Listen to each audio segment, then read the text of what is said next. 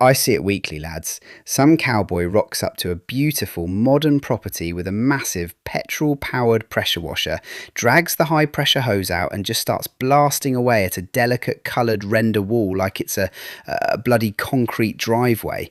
It honestly makes my blood boil.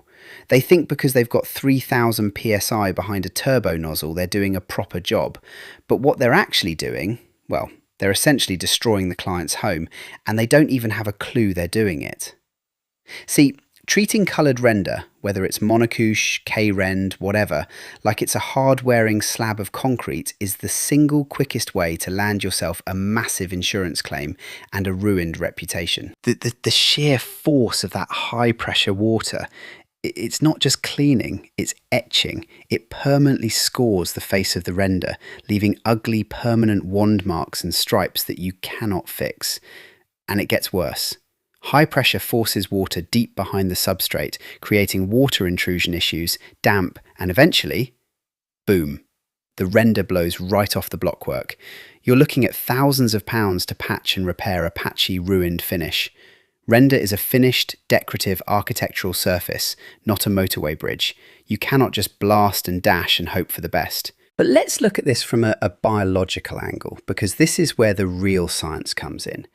Why does high pressure fail so spectacularly on living biofilms? Well, algae, mould, mildew, lichens, they aren't just dirt sitting on the surface. They have root systems, microscopic anchors that dig deep into the porous matrix of the render. When you use high pressure, you are literally just shearing off the top layer. You're giving the algae a bloody haircut, that's all. You leave the living root system completely intact, buried deep inside those pores, completely untouched and, quite frankly, very happy because you've just given them a massive drink of water to help them grow back twice as fast.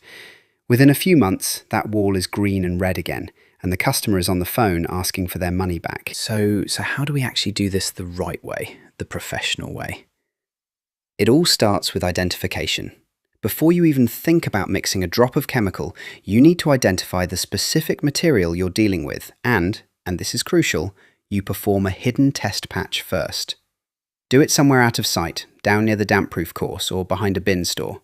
This gives you the confidence that your mix is right and won't cause any unexpected discoloration. Once you know what you're working with, we use a gentle 1:6 dilution of sodium hypochlorite. That's 1 part chemical to 6 parts water. It's incredibly effective, but gentle enough to preserve the integrity of the surface. But here is the secret sauce, the surfactant. If you just spray a wet, watery chemical mix onto a dry, vertical render wall, what happens?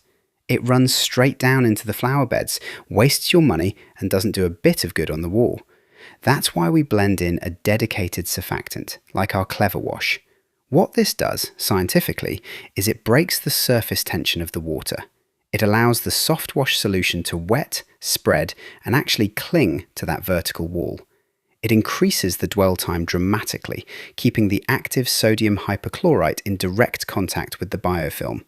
It penetrates deep into those microscopic pores, killing the organic growth and the root system at the source, without needing any force at all. Now, once that chemical has done its job and the wall is looking clean, you're still not done.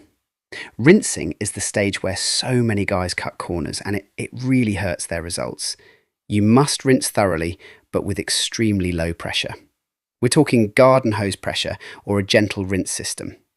Why? Because sodium hypochlorite is essentially salt. If you leave that salt residue on the render, it acts like a magnet for dirt. It's hygroscopic, meaning it draws moisture out of the air, creating a damp environment on the wall that actually triggers rapid organic regrowth and attracts fresh grime. You have to wash that salt away completely, leaving the render totally clean, neutral, and inert. At the end of the day, professional exterior cleaning is about knowledge over brute force. It's about understanding chemistry, understanding the biology of what you're cleaning, and using the right systems to protect the property and the environment. If you want to stop guessing, stop damaging render, and elevate your business to professional standards, head over to softwashing.uk. Check out our CPD certified softwash training course. It'll give you the proper, structured knowledge you need to do these jobs safely and profitably. All right, lads, that's it from me today. Work smart, stay safe, and I'll catch you on the next one. Bye-bye for now.